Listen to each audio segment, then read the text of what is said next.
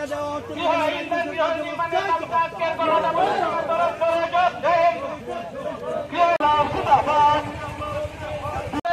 স্বাভাবিক আরে বাড়ছে কেন? বিজেপি সরকার জবাব চায়, জবাব দাও। বিদ্যুতের বিল অস্বাভাবিক আরে আজকের গণডেপুটেশনের দলের দলে যোগ দিন। খেত মজুরি ইউনিয়নের ডাকা আজকের গণডেপুটেশনের দলের দলে যোগ দিন। First of all, we introduce to our IC.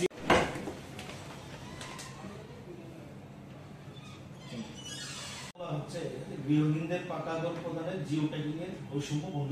Secretary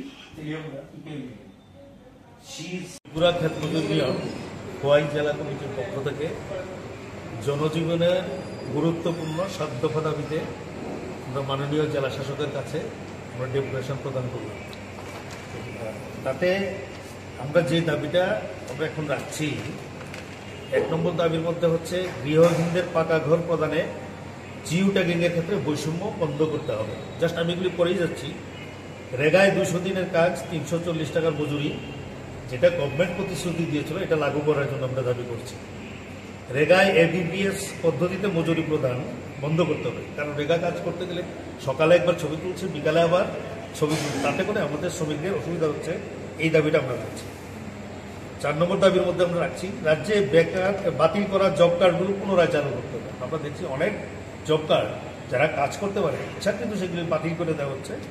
আমরা এগুলি পুনরায় চালু করার জন্য আমরা দাবি রাখছি। 5 নম্বর দাবির মধ্যে আমরা রাখছি নগর এলাকার মধ্যে যে 12 প্রকল্প ছিল, বিগত সরকার যেটা চালু করেছিলেন, এটা প্রায় বন্ধের পথে। আমরা এটা লক্ষ্য করছি গ্রামীণ এলাকা, শহর এলাকার মধ্যেও অনেক শ্রমিক আছেন যারা এই কাজগুলি করতে পারেন। তো এর জন্যই আমরা দাবি করছি 12 প্রকল্পে যাতে কাজের দিন এবং দৈনিক মজুরিটা বৃদ্ধি করে।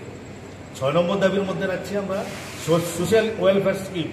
আমরা লক্ষ্য করলাম বিগত সরকারের আমলে প্রায় 4 লক্ষের উপরে তারা ভাতা পেতেন, কিন্তু 1,17,000 মতো সেখানে বাতিল করে দেওয়া হয়েছে।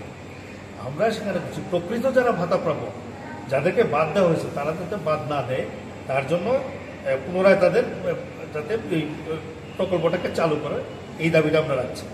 আমরা 7 নম্বর একটা দাবি রাখছি 60 বছরের ঊর্ধ্বে যে সমস্ত ক্ষেত মজুর যাদের কাজ করার কোনো ক্ষমতা থাকে না ওই সময়, আমরা সরকারিভাবে তাদেরকে ভাতা প্রদানের জন্য আমরা এটা করছি। এই 7 দফা দাবিতে মাননীয় জেলা শাসকের কাছে আমরা দাবি আমরা রাখছি। উনি বলছেন এইগুলি ওনার ঊর্ধ্বতন কর্তৃপক্ষ এবং সরকারের নজরে উনি আনবেন।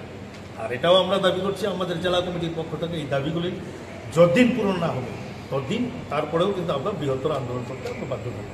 এই হচ্ছে আজকের আমাদের ডেপুটেশনের মূল বিষয়। Thank you.